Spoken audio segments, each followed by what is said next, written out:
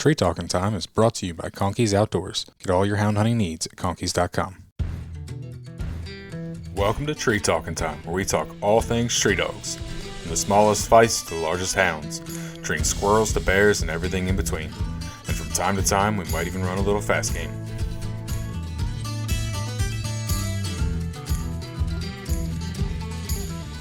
I've dabbled in a little bit of everything, anything from, coon dogs to rabbit dogs, foxhounds. I grew up in New Jersey. I mean, I met Brian. We can hit on that.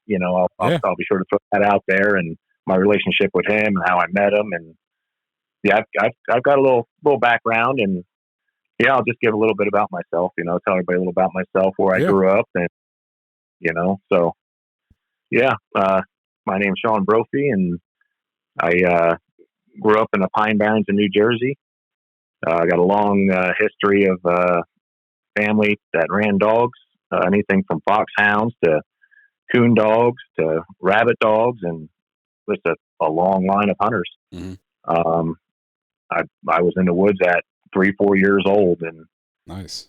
Spent a lot of time out there, and just found a love for it. When I turned 5 or 6, I sneak out and go lay with the dogs in the doghouses. They're like, "Where's Shaun at?" And he said, "Where'd he go?" And like, go check the doghouse, and I'd be curled up with one of my favorites, and that's funny. Yeah, I just found a love for dogs and the outdoors, and yeah, my whole family we come from a long line of woodsmen. Mm-hmm. Now the Pine Barrens, that's northern New Jersey, isn't it? It's like central New Jersey, central to southern. Northern New Jersey is more of the city and stuff. Tried to stay out there as much as I could. I did do a lot of work up there growing up, but no, Pine Barrens is like central and southern New Jersey. It's just hundreds to thousands of acres of pine barrens and cedar swamps, and a lot of history. A lot of history there. So it's kind of a unique place. I was just back visiting family, and there are certain things I miss about it. New Jersey gets a bad rap, but it does. Especially when you live in PA. We're New Jersey haters. Yeah, exactly. Yeah, try to keep you out of there. But no, there's some things I certainly miss about it. A lot of my growing up was there. I spent a lot of nights out in the woods playing around there. So I definitely realized, I do when I go back, it just brings a lot of things back. Yeah. Now I've spent some time in like South Jersey, but it's pretty much just over the bridge from Delaware. Haven't spent a ton of time. I've driven through New Jersey going to New York and stuff, but yeah. The funny thing is, it's only a few hours from me, and I don't really go there. Yeah, you're probably not missing a lot. If you don't know what to look for, everybody sees the city stuff and what the TV wants you to see, and yeah. Of course, taxes are atrocious there, and there's a lot of things steering people away from there. But I mean, if you like the ocean, you got the ocean, you've got the bay, you've got decent hunting. I did a lot of whitetail hunting, archery, and ran everything you can think of with a dog there. So no, I mean there's good and bad, but you got to know where to look when you're like-minded people like us. Mm-hmm. No. Through this podcast, I've learned that there's houndsmen and hunters everywhere. One of the first couple of guests that I had was Blaine Jackson, and he lives in Southern California. An hour outside of LA, and here he is, just like us. Running dogs. So. Oh yeah, I grew up in a bad neighborhood, in central New Jersey, and kind of low income, and I wouldn't have to go far. I mean, it would be behind houses or any little patch of woods we can find. We'd hunt there, mainly the whitetail hunting and rabbit dog type stuff. But, when you start the fox dogs, we had foxhounds as well. And you'd have to go into the bigger woods, and we'd have to go another 20 minutes or so to get into the Pine Barrens. We're far enough away where we weren't getting in trouble with houses and cars and all that, Yeah. Definitely. But there's definitely anywhere you go, you can find good, like-minded people. You might have to look a little bit, but there's people like me and you everywhere. That's for sure. So now, when you were a kid, you said you had foxhounds and beagles. What did you have a preferred, type of hunting or type of hound that you preferred? Well, Yeah, when I started off real young, before I was even old enough, I could, 5 years old, I couldn't even hardly pick up a gun. Right, my dad's got me trying to shoot a double old fox double barrel at a rabbit, trying to get into some brush piles. Uh, and as I got older, I ran with the families. We had all kinds of different breeds, right? Great dogs. We had blue dogs, red dogs, mixed with Beagle and Walker and English, you name it. Yeah. Had a little bit of everything, and a lot of them we can run at night, and keep them on coon, and a lot of them we can run on during the daytime and throw them on a fox. These were dogs that got hunted 5-6 days a week, and we ate what we killed, So they served a purpose back then. No, I don't have no preference. Okay. All the dogs served their purpose. The Beagles did a good job running their rabbits. The foxhounds did a good job, with their foxes. The coon dogs did a good job with their coons, So Yeah. it didn't matter. It didn't matter. They were all good hounds because they got hunted so much, In my family bred them for so long. They kind of were looking for certain things, the foot and big mouth and cold nose and hard tree dog type thing. So Yeah. they were all good.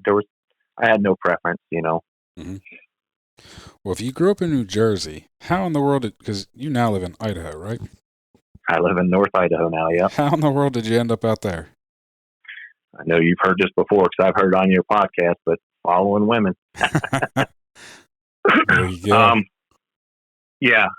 I grew up central New Jersey, and then when I was 16, I moved a little further south in southern New Jersey, and then ended up meeting who's now my wife. And I knew right off the get go that she was the kind of girl I'd like to spend my life with.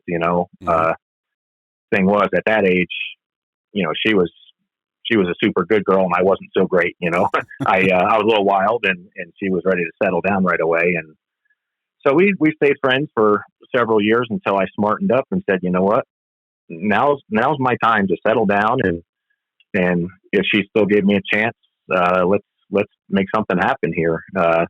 I remember the day I met her, I was skinning a deer in the garage, and she walked up and thought it was the coolest thing, work boots and the Ducks Unlimited shirt. And I said, man, that's the kind of girl you need in life right there. And Yeah. it just took me a while to come around, but I ended up marrying her. We've been married for 15 years now, and yeah, it's been fantastic. 2 beautiful kids, and it's fantastic. But following her, she went to school to be a veterinarian. My wife's a veterinarian, and went to school to be a vet. I worked on drill rigs at the time and had a pretty bad accident and hurt my legs pretty bad. And so I was out of work for almost a year. And while she was going to school, she said, "Hey, why don't you come with me and check things out?" She was going to school in the Caribbean.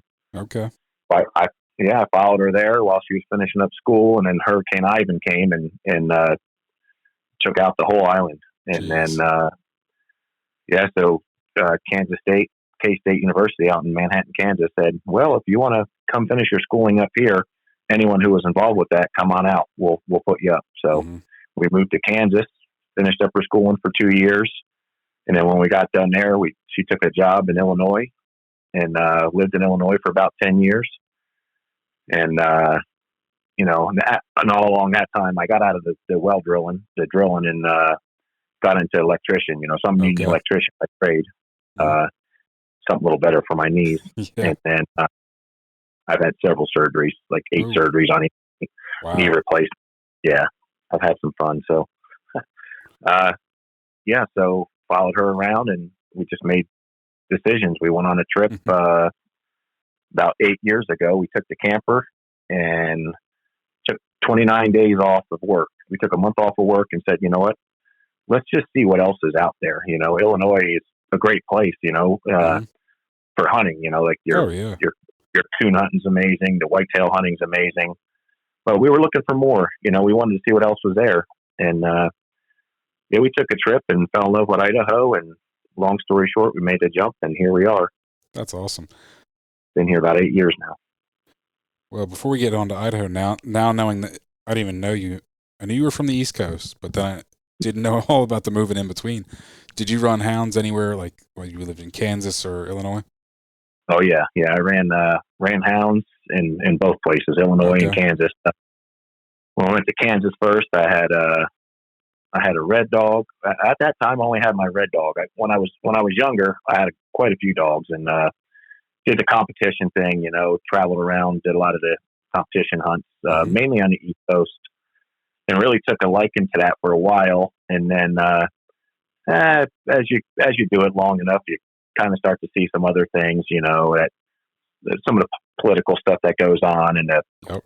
the buddy system. Anyone who does that knows what goes on there, and it just rubbed me the wrong way. Some of the stuff, I was like, you know what, I'm in this for the enjoyment, and I wasn't as competitive.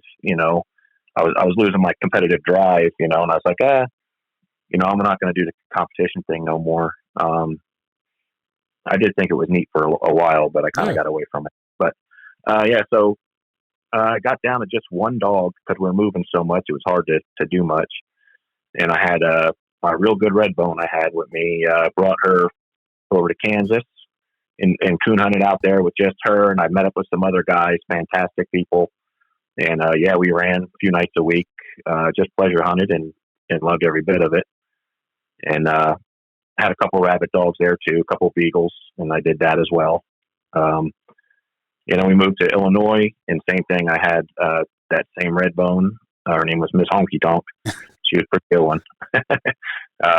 Little Miss Honky Tonk is her name. But yeah, had her, super good dog, solid, probably 95% accurate. I mean, when she Wow. located, you might as well start walking in because, but she would run 5-6 days a week. She had no Yeah. choice but to be, you know. But yeah, so I did that and rabbit dogs in Illinois as well. And then she passed in Illinois. She was like 13 and lost her back end, and we had to put her down. Mm-hmm. So then we moved out this way, and I got hooked up with a couple guys that were into the big game hunting, something I've really never done. Yeah. And said, it's something I've always wanted to do. I mean, I used to get Full Cry and American Cooner and all these magazines when I was younger, and I actually used to run with Jamie Walker. He used to write articles in Full Cry. I used to run with him. Mm-hmm. He had all them black and tans. He had like 29 black and tans at one time back in New Jersey. But he used to write articles in Full Cry, 20-something years ago. Mm-hmm. And so anyway, I was like, yeah, I've always used to read about the mountain lion hunting and the bear hunting, and I'm like, that's something I'd really like to do. Well, I get out here and I get hooked up with a couple guys, and I went with them and kind of got hooked on that, and There you started go. getting to the big game stuff. That's awesome. Yeah. Like I said, I only knew a little bit of that just because our mutual friend Brian, who's fellow podcast guest, he Oh, bro. Yeah, Brian's an amazing guy, man. I mean, I he know you really had him on is. the show a year or two ago.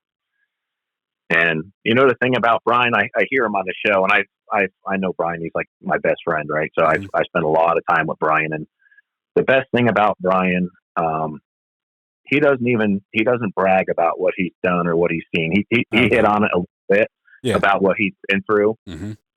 But I tell you what, that guy there is that guy's a hero. That guy has Absolutely the sacrifices he's made, and what he's been through. Not many people can go through that, and he don't brag it up. He don't try to get an attaboy. He kind of brushes it off. He's not looking for any recognition. He's just a solid, amazing houndsman. He hunts so hard. He's worked for Boulder Creek. Yep. So he's in the woods every day. It's every day of the season. No matter bear season, lion season, every day, no matter the conditions. Where me anymore, I'm a little older than Brian. I'm 44 now. I wait. I'm fair weather. I go out when it's nice out and it's favorable to where I'm going to enjoy myself. But those guys are struggling with ice and breakdowns and negative 30, 40 degree temperatures. That's he's a whole nother level. He's a houndsman. I'm a guy who likes to run dogs. I mean, just to be honest with you. Oh, I completely understand. I really look up to a lot of those guys that do this for a living and they hunt day in and day out. And yeah, he's a good one. When I heard he was going to be on your show, I was pretty excited because he's a good guy, man, all the way around as a good just a good person, a good father, good family man, good houndsman. He's got some real good dogs, loves his dogs. Yeah, he's cream of the crop. He's good as they get. Absolutely. And for the listeners, that is episode 12, From Purple Hearts to Red Dogs. Okay, If yeah. you want to go listen to the whole episode with Brian. But like Brian, you have Redbones, right? Yeah, yep. I've got one Redbone now. I had four, and a couple of them didn't quite make the cut. Okay. Where I'm at, I need a dog that is good on bobcat, bear, and lion. Mm-hmm. And it's just hard. I'm pretty picky, right? I've had dogs a long time, and I've got pretty high standards. Yeah. My buddies are like, "You're crazy for getting rid of that dog," and all that. And but the dog's got to be good at all three of those things, or I can't house it. I can't have it take up kennel space. If it can't do all three relatively well. That's asking a lot. It is asking a lot. A lot of people are like, "Wow, you're pretty picky." It's like, well, they're out there. You have to find the right one, put the time into it, and get lucky too. I mean, a lot of people go through a lot of dogs trying to find the right one, and I got lucky right off the get go with this dog I got here. I got a dog here, Ruby, and I got her.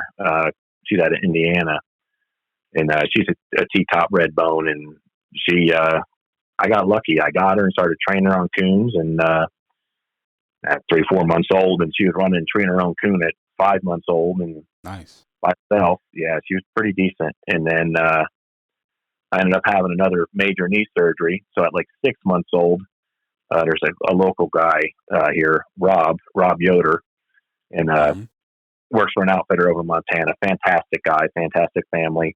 Yep. And I said, "Hey, would you mind running her while I'm healing up? I can't walk. I'm in a brace and all this." And he said, "Absolutely." He says, "As long as she's no trouble." I said, "She hasn't been." And he took her, and man, within a month, she was running and training her own lion. He's like, "This dog's kind of special, Shaun." I said, "Good. Well, let's hope she keeps it up." And he had her for about 3 months till I can get around real good. And he said, "If you can get around decent, come on out here." She had about 3 or 4 months I went out there. So she's probably 8 months old at the time or something, 9. And it blew my mind, what she was doing. He's like, "Yeah, you got lucky on this one." And she's a winner. It's just one of them dogs, Yep. So awesome. From there, of course, I started putting her on some bobcats, and turned into a real good bobcat dog. And bears, she's a pretty good dog on bears. She gets in there and gets the job done, but she gasses out after a few hours. Some of these dogs are 6, 8, 10-hour type dogs. If that's what it takes. But a couple hours, whenever she crosses the road and sees me, she comes up wagging her tail. I load her up. Yeah. So she's not one of them all day running dog types, but she does her job for a few hours pretty well. Good deal. Yeah, she's a good one. I had another dog, Sierra, with her as well, and she was real good, but she kind of got bear whooped about 2 years ago. Got into a bay up, and she got bear whooped. And I seen a guy that was looking for strictly a cat dog over in the Oregon coast, and he picked her up. And yeah, he told me I'm crazy. I can't see how you can get rid of a dog like that. I said, well, she just kind of gave up on bear, and as soon as she'd get to a bay up, she'd come out and pull the pups off. Yeah. Anybody wanted with me, she'd pulling these younger dogs off, and that's just not good. And I made a decision, and yeah, the guy is extremely happy with her as a cat dog. She's top notch. Yep. But yeah, as right now, I just got Ruby. I've had several others that didn't. I got rid of another dog, Razor. That was a good dog. Just didn't have the power I wanted. He's maybe, if I'm looking for a 150 horsepower motor, he's probably about a 90 or 75. He give you some, but he didn't have the drive I wanted. But he'd strike, run, tree. He'd do it all on his own, but just didn't have the output I was looking for. But so yeah, I just got Ruby now, and then I've gotten back into rabbit dogs the past year as well. Okay. But I've got 5 rabbit dogs and Ruby, and yeah, I have a lot of fun. I just got back from Helena this weekend. Went and met up with some other rabbit dogs, rabbit hunting guys. And you guys have a lot of hair out there? Where I'm at, I've got nothing but hair. Okay. Those guys outside Helena, they have cottontail down low, and if they go up high, they get into hair. But we ran cottontail, and man, we had a blast. I mean, just like we talked about earlier, good people no matter where you go. Come across the guys, and we really made a connection. And just had an absolute blast. Got a lot of video and pictures, and had a lot of talk. A lot of good conversation. So Awesome. yeah, I've been doing that. I actually just got in about an hour ago. I was running rabbit dogs again today. Nice. Our conditions are pretty tough right now, though. They're a lot of like icy, slushy snow. It's pretty bad out there. So How much snow do you have on the ground? where I mainly run, probably a foot. Okay. In most spots, but you get on the other side of the hill and it's bare, and it's hit and miss, but it's just so slushy. It's Mm-hmm. the rabbits that the hares stay on top. Yep. Hares and bobcats stay on top right now. And it just don't leave a whole lot of scent. It's the Mm-hmm. wrong kind of snow. But we had a bunch of rain as well, so we had a couple feet of snow hit us pretty hard. And when that happened, I mean, it's just like a nice powder. And yeah, I'd turn loose on a bobcat and have it up, and the bobcats were popping right up. I mean, you run them 100, 200 yards, and that was it. Snow was too deep for them, I think. Mm-hmm. And I was catching. I mean, it was really kind of boring because I like to turn on bobcats over lines to hear chase. Yeah. And it was more like, trail a day old track, get it jumped, and by the time you can, I mean, within a couple hundred yards, it was up a tree, the Mm-hmm. bobcat. So yeah, I've been doing real good on bobcats until this icy stuff hit, and then I haven't even been. You can't even hardly find the track. It's so hard. You just got to drive around, try to rig one. Mm-hmm. Now, do you have a lot of wolves in your area that you have to worry about? Yeah, we do. Unfortunately, I generally hunt the easier type terrain. With my legs and stuff like that. So I hunt the easier stuff. And we have wolves pass through where I hunt. But it's not like some of these other places. I was talking to a guy that Brian was guiding with today. I was talking with him. He's looking for another box, and he had wolves come in on him twice so far down there. Once the other day, and then once like a week earlier. But we've got them. We've got them pretty heavy here. But I hunt this. I try to stay away from them. I hunt easier woods, and if you just any direction you go from here, you're going to get into them. But I kind of hunt the easy stuff and kind of know where they're at and try to stay out of them drainages and stuff. Mm-hmm. But they are a problem. That is one thing that would make me nervous, and I've never had any experience with it. I hunted the UP, and there was wolves there, and granted, I didn't take a dog, so I was just going along with some friends, and so it was all their dogs. So I'm not saying it wasn't stressful, but not to the same extent. Yeah. We got friends that lose them every year, lose dogs to wolves every year. And I'm sure. And even one of the main outfitters up here, we got Leon Brown with Clark Fork Outfitters, fantastic guy, and family. Their whole family's great, but this guy's hardly turning loose dogs anymore because he's afraid of the wolves. You got to be real selective on where you turn out and what kind of track you're turning on, and you got to make sure they're not there. Yep. So it's kind of messing the hunting up for him as well. Oh, I'm sure. It's just you've got to be real careful anymore. Mm-hmm. Definitely. Now, I had somebody on the podcast last year, and he's from Montana, and he was saying how he granted he lost a couple dogs a few years ago, and he said he doesn't want to hunt bears because he's like, you can't find tracks. At least when there's snow, I can circle around and find tracks. Yeah.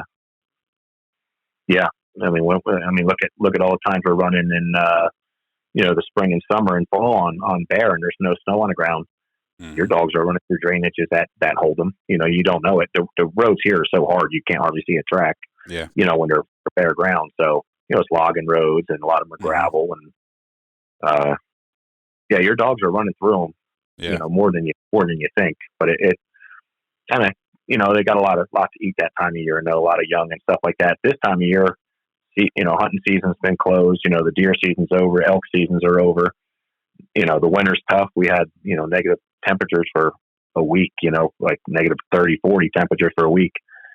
Then they start getting hungry. They're out of the wounded game or anything they could have. The week.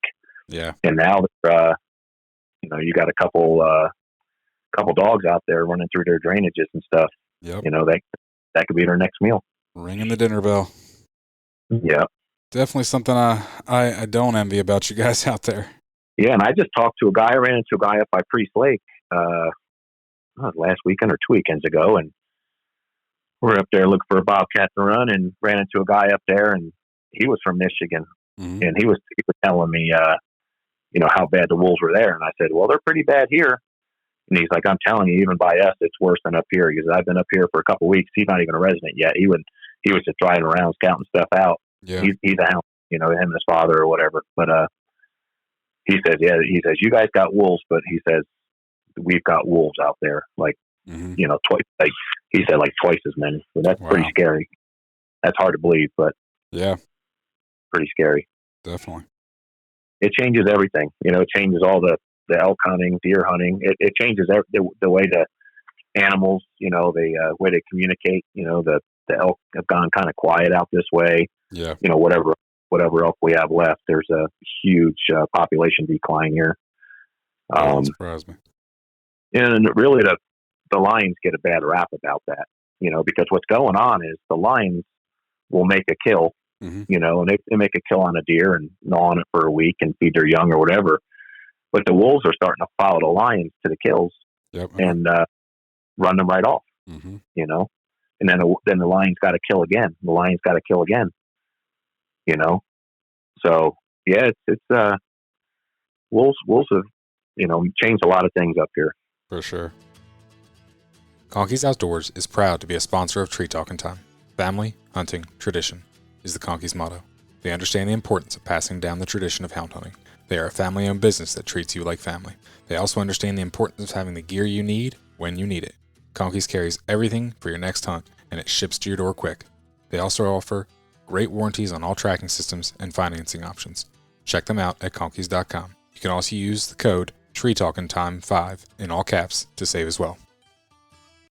Well, why don't we switch gears? I know you kind of had some topics you wanted to cover about preserving the sport and getting some youth involved.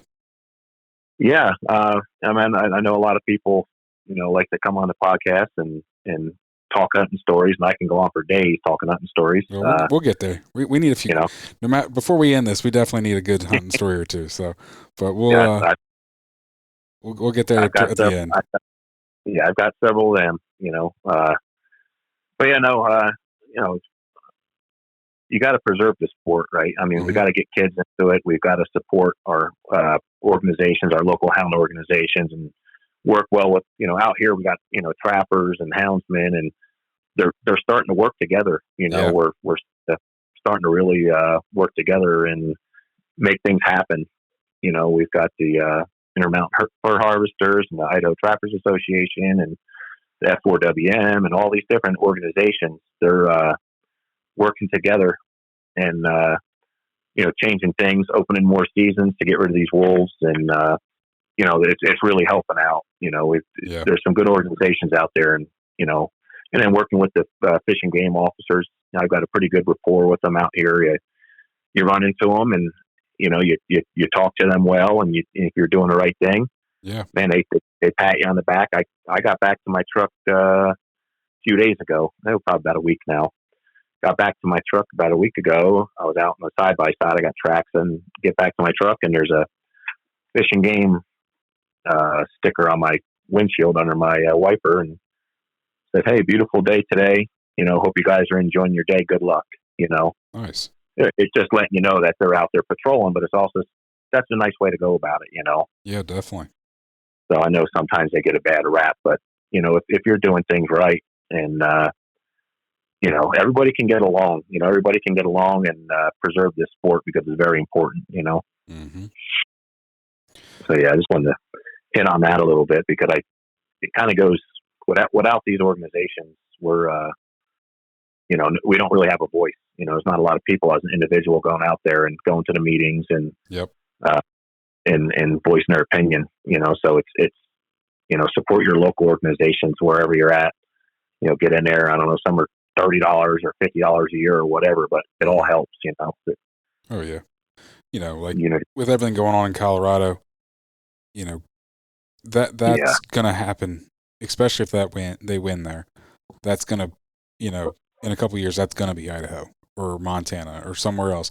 That might be your state. As far as the listeners, that's gonna be your state. So join your association now.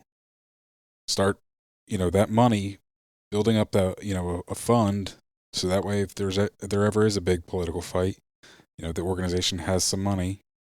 So, and Yeah. not only just getting, building money, but like you said, getting the next generation involved. There's a lot of No. opportunities for youth with seasons, with within the competition world, with whether that's Beagles, Coonhounds. There's all kinds of youth events anymore. So No. definitely get Yeah. these kids involved. Yeah. I 100% agree. I got a 10 and a soon to be 7-year old. Mm-hmm. Oh yeah, and they're in the woods already. They were with my wife sitting in the tree stand when she shot a bear this past year out of the stand, and Awesome. what I thought was the best thing. My 10-year-old just got his license. We did hunter safety, and he's all about it. He's ready to get in the woods and Mm-hmm. make it happen. So yeah, Awesome. gotta look for a future. We need to unite and work together. And that's how you get things done. Yep. Arguing and fighting with each other out in the woods and messing with trappers' traps, and it doesn't go nowhere. You get out there and respect each other, and that's the only way you're going to get things done. Exactly. No, and heck, trappers can be your friend. I've got a trapper that's gonna come to my house and trap a couple foxes around the house because with where some other neighboring houses are, I can't quite shoot the direction most of the time these foxes come in. So Yeah, got a local trapper that's gonna come help me out. yeah, So fantastic. you never know when somebody else can help you, or you can help them. So build those, Oh, it all goes full circle sooner or definitely. later. Yep. You do something good, and it'll come back around. I went up in the woods the other day, and I could see somebody had beat me in there. We had a fresh snow like a day or two, day before, I guess. And I was heading in there. I could see somebody had beat me in there. I see fresh tracks, and I get up there and I find a nice bobcat track, and I park on it. It's about 10 minutes after legal light. I'm like, oh, perfect. I'll just collar up dogs and let them go. And sure enough, as soon as I step out of my truck, here comes headlights around the corner coming back down the road. It's one way in, one way out. Mm-hmm. So clearly he was the one who was in there first. Yeah. And another houndsman come by. He's like, how you doing? I said, oh, great. I said, just found a nice bobcat track here. He's like, oh, yeah, I found it around the corner. I was just trying to freshen it up. I said, oh, yeah. I said, I could tell somebody was in here before me. And I introduced myself to him. We talked, and I said, well, you're in here first. And I said, tell you what, I said, if you want, you can have this track. You can take this track. I'll try to find something else. He's like, oh, whatever you think. I mean, you're on the good end of it.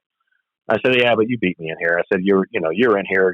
It's your track if you want it. Yeah. And he did. And the guy was super respectful. He's like, man, I appreciate that. He says, there's not many people, that have been like that. A lot of people just dump their dogs right then and there. Yep.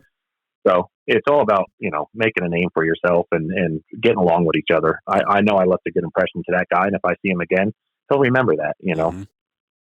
No, and that way So, down the road, yeah, you might have a misunderstanding, but he's gonna be like, Shaun's a good guy. He's been cordial before, like, because sometimes there are misunderstandings and stuff. So yeah, I had one of them last year. I turned loose on a bobcat, and dogs jumped them and would burn them up. And next thing you know, they show up treed over by right off the road. I'm like, man, how lucky did we just get? mm-hmm. And it was a big bobcat. We were kind of after. I knew he was in there, and I go around the corner and drive down side by sides and go down the road, and I look, and my dogs are tied to a tree. I'm like, oh, no way. And I'm like, what happened here? Mm-hmm. So I get in there, and somebody else's dogs are turned out on that track. And of course, my buddies I was with was like, they're pretty wound up, not knowing the story. We didn't know what happened at the time other than our dogs are tied up with somebody else's dogs on our track, Yeah. We get down there, and, it was a little bit heated off the get-go, like, hey, what are you doing touching our dogs? And Mm-hmm. come to find out it was a simple mistake. The guys coming from a different direction. Their dogs struck, and they're hearing our dogs bark now that we know what happened now. They heard our dogs getting right across the road. Those dogs struck. They dumped the dogs, out of their box, took the track, and our dogs came on the road. It's like, oh, I didn't know what to do because he's got a dog that's known to be a little troublesome at the tree, Okay. And he's like, I didn't know what to do. He says, listen, I'll get my dogs off right now. I'll do whatever you want to do, however you want to handle it. And I believed him. I could tell by his, by the way he was talking and by his, body language that it was a simple mistake, Yeah.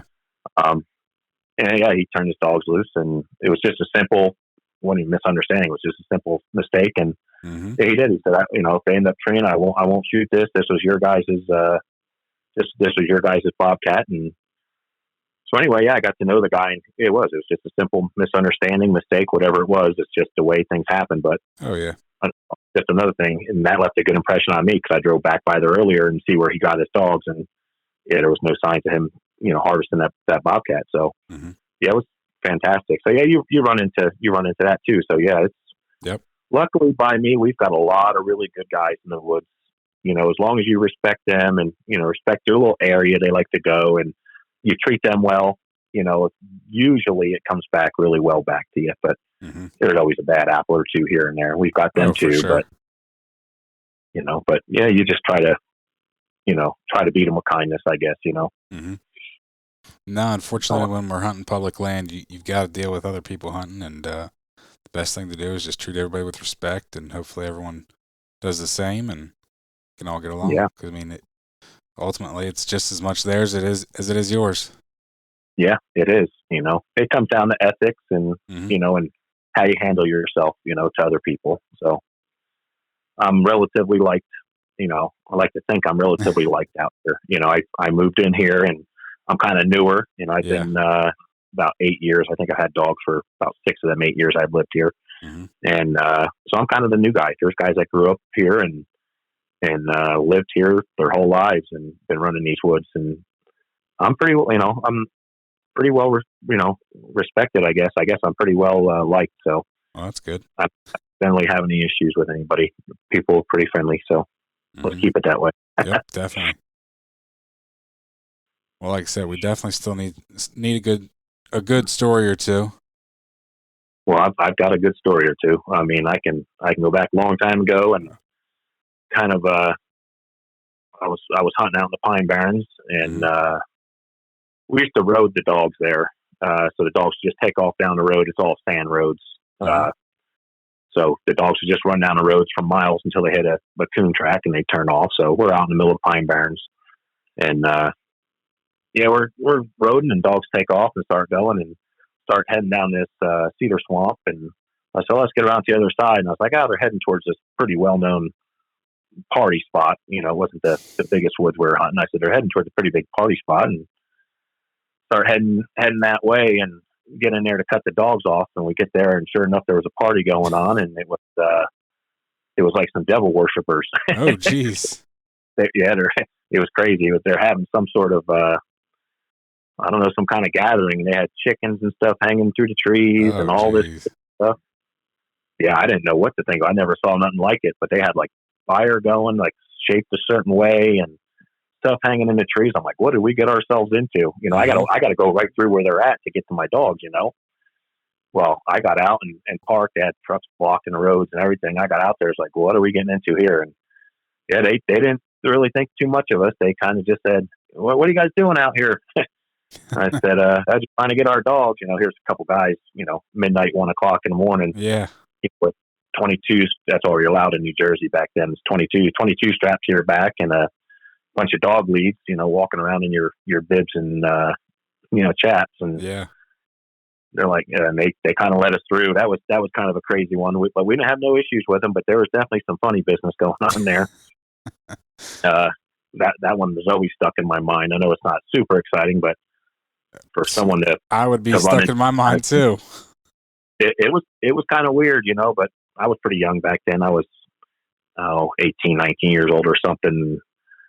Yeah, it was different, see about 50 people out there doing some crazy stuff like that you didn't even know existed. I didn't know. Like I said, they had like dead animals hanging in trees and stuff. It was pretty crazy. Mm-hmm. But yeah, that was kind of a silly one. On another time, I fell through the ice. Oh. It was a close one there. I was hunting this place called Manahawk and Wildlife Management Area, and I think I brought 2 dogs with me that day. That Redbone I was telling you about, and then I had an English dog that was pretty darn good little dog too. That dog would run squirrel during the day and coon at night, so you can hunt with her for squirrels during the day, and then when at nighttime it would turn on the coon. You couldn't go like the first hour after dark because it would still mess with the squirrels. But if you just waited an hour or two after dark, you'd put the dog down, and it was all coon. Then it was pretty cool little dog. But I headed out there and hunting by myself and turned the dogs loose, and they headed out. It was cold, it's super cold and icy and whatnot, and dogs end up running out in the bay. It's like tidal, so it's tidal come up 3 or 4 foot and then drop back down like every 6 hours. Mm-hmm. So the problem I ran into is the dogs went way out on the ice and caught this coon on the ice. Well, the ice held the dogs. Well, I didn't think about the tidal thing and think I was just going to walk out on the ice. Well, I went to walk out on the ice. Well, the tide was low and the ice was still like 3 or 4 foot above the water, and I didn't know that. Oh, wow. Yeah, I went walking across that ice and fell through. It's like ditches along the edge that are real deep, and then the rest is just tidal like marsh. So once you get out there a ways, it's only a couple foot deep or whatever. Sometimes it's dry, you just don't know. But along the edges, there's big canals and stuff, that they do for like flooding and whatnot. And I went walking across there and fell through about 4 or 5 inches of ice, but it's all suspended. And I fell about 3 or 4 foot through that ice. So here I am standing like chest deep water, and the ice is above me about 3 foot. You know what I mean? I'm like kind of in like this tunnel. The ice is up above where I can barely reach it with my hands. So I'm freaking out, right? I mean, I didn't know what to do. But yeah, you're standing in water. At least I had my footing to me, but I'm freezing at this point, and then it's tidal, so there's current moving and stuff like that. Depending on what the tide is, in or out. And here I am clawing away at this ice above me, jumping up, trying to break it and trying to move and break it so I can get back to the bank. Luckily, it was only about 20 or 25 foot off the bank where I fell in. I was able to get back, but that was a scary deal because I was under the ice. There was 5 or 6 inches of ice above me, so I was below the ice and had about a 3 or 4 foot void of air pocket. You know what I'm saying? Like kind of hard to explain, but it was a kind of a freaky deal. But I finally got out and made it back to my truck. Luckily, it was only about a half a mile from where I started, where this all happened, and made it back, got the dogs back, ended up catching the coon on the ice there, and got them back, and I made it home. But it was, I'm lucky it didn't end up worse than that. Yeah, that is terrifying. It's one thing to go through ice, and usually when you go through ice, then you're just in the water, but you're at least at the ice. To go through the water, go through the ice, then be standing in chest deep water with ice 3 foot above your head. That's just terrifying. And you're by yourself, before cell phones and all that, and by yourself, and you got a coon light and a 22 on you, a belt light, the old belt lights, has suspenders and all that. Now they've come so far, they're all little bump caps, but back then, I had the suspenders, 2 battery packs on my side. They're all underwater. It's all that extra weight, and you're trying to, luckily back in those days, I was in good shape and was able to get myself out of there. But they'd never find you. That current coming up, and you drift away, and they find a hole in the ice that would probably, when the current came back up, would fill in, and they find you after the thaw out in the ocean somewhere. Exactly. Just a crazy, crazy, scary deal there. That's kind of a crazy one. Lucky. I've had some close calls, and that's one of them that stands out. I'm real lucky. Now I like to hunt with other people. I still go by myself, but I like to hunt with other people. It's for the camaraderie, and then there's a lot that can go wrong here. With some of the terrain that we have and some of the stuff you've got to deal with here. You can get out there a ways. It's better to hunt with somebody and have somebody with you. And we carry radios too, just in case. Yep.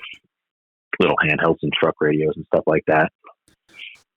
No, I understand. I mean, even when I bear hunt in West Virginia and Virginia, you can still get up in there a little ways and you can get into trouble. But we've had some issues even with a couple of us. So I just visited an old buddy of mine in West Virginia. Since you said that, I used to work on the drill rigs, and he was a driller, and I haven't seen him in 20 years. And I got talking to him, and he said, "Why don't you come out and visit me? It's been how long?" And he was big into coon hunting and stuff too. He had that. His buddy had that little wood scar. Back then, it was a world champ dog. It was a night champ. Okay. And the Walker dog, and ended up winning the world hunt. This is heck, 20, 25 years ago. But that little wood scar, that was a pretty decent, hard hitting dog for. But anyway, he used to run with that dog a lot, and his buddies owned it. And he said, "Why don't you come on out here and come see me?" You know, and I went out there and stayed out there for a week and kind of showed me around. And I tell you what, that place is gorgeous. You know, it's like a little Idaho. It is. You know, it's awesome. It's got all different terrain. You can still run dogs there. You know, on bear and coon, and I guess there's bobcat there too. He was saying they just released elk down there in the southern part of the state, and they're becoming almost to a huntable population. You know, there's quite a few eastern states that have released elk. I heard Kentucky did, right? The Tennessee, maybe Kentucky did. Kentucky did. Virginia, Pennsylvania. Oh wow! Yeah, Pennsylvania. We have a huntable population. Oh, do you? Yeah. Is it? I'm guessing it's by draw, right? I mean, it's not that good. Yep, it's a draw. Yeah. Have you ever pulled anything or no? I've never even tried. Oh no.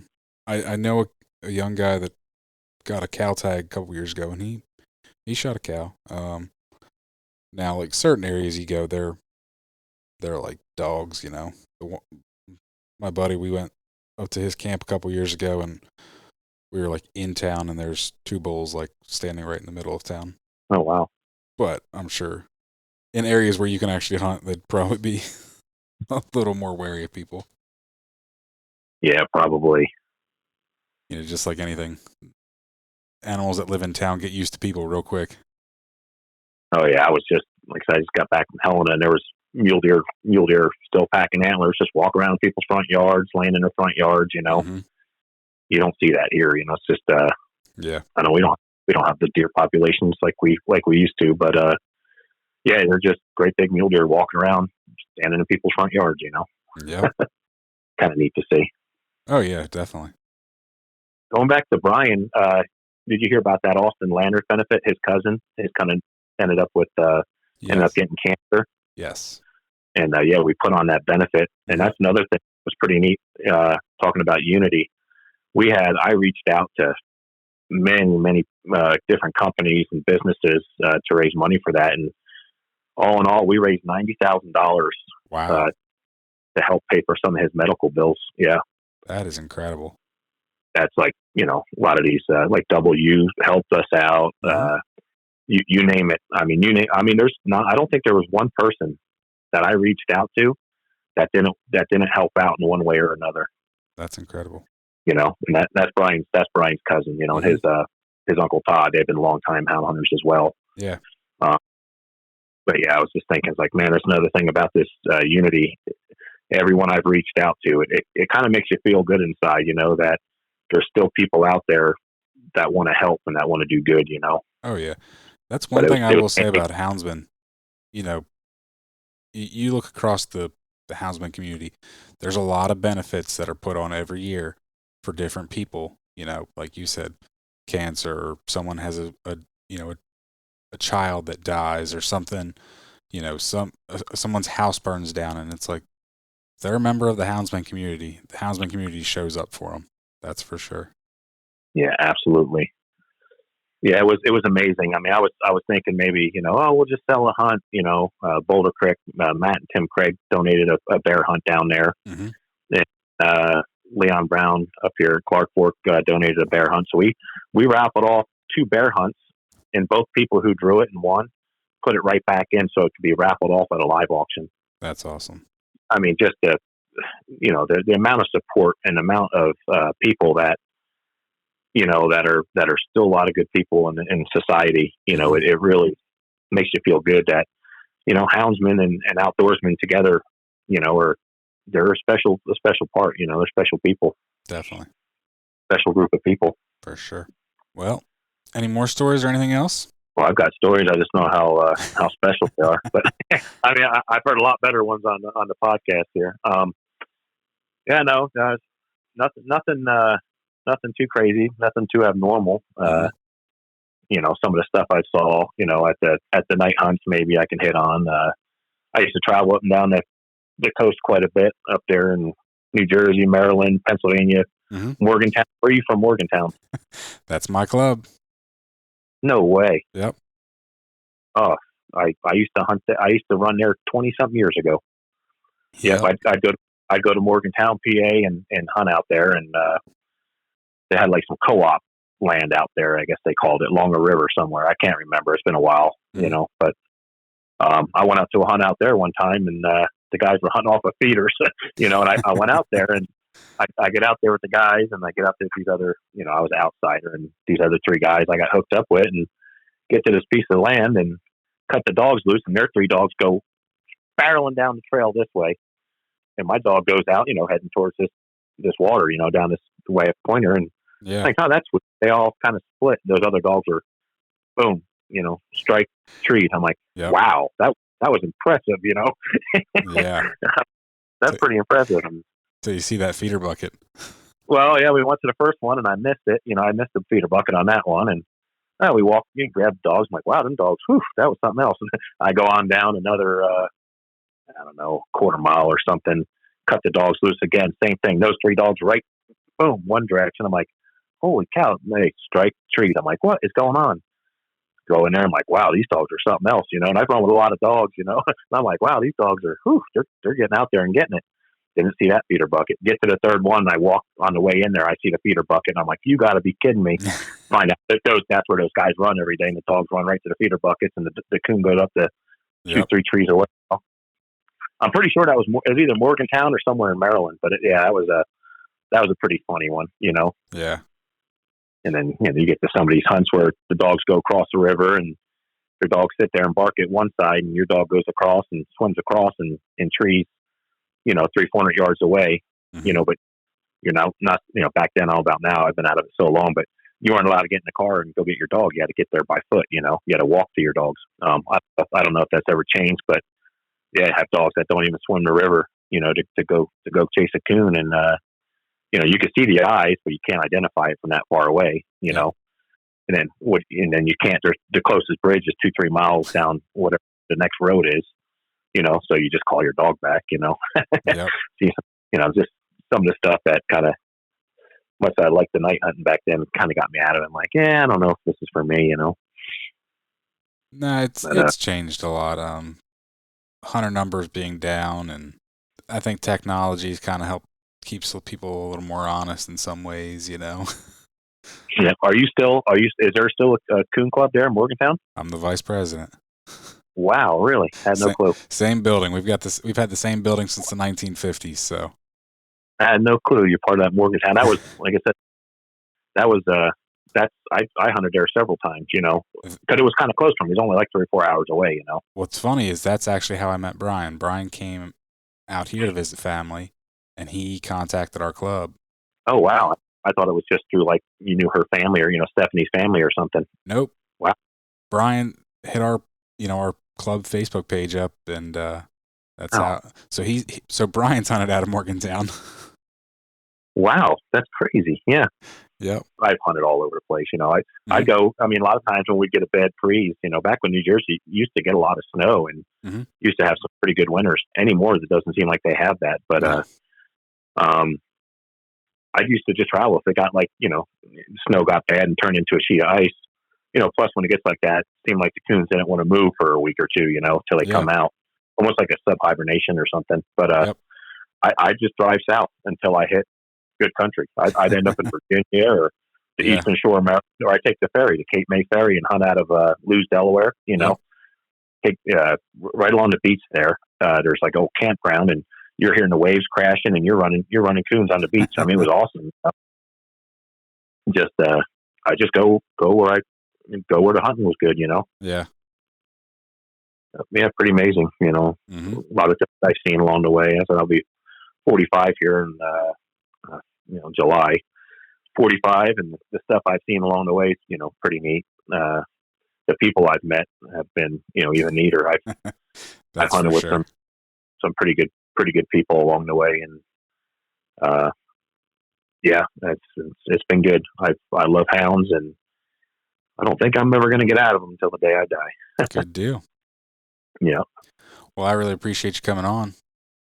No, I appreciate having me. I know we talked about it last year or something, and kind of put things together. I got busy with the kids, and they got all the sports, football, wrestling, soccer, Mm-hmm.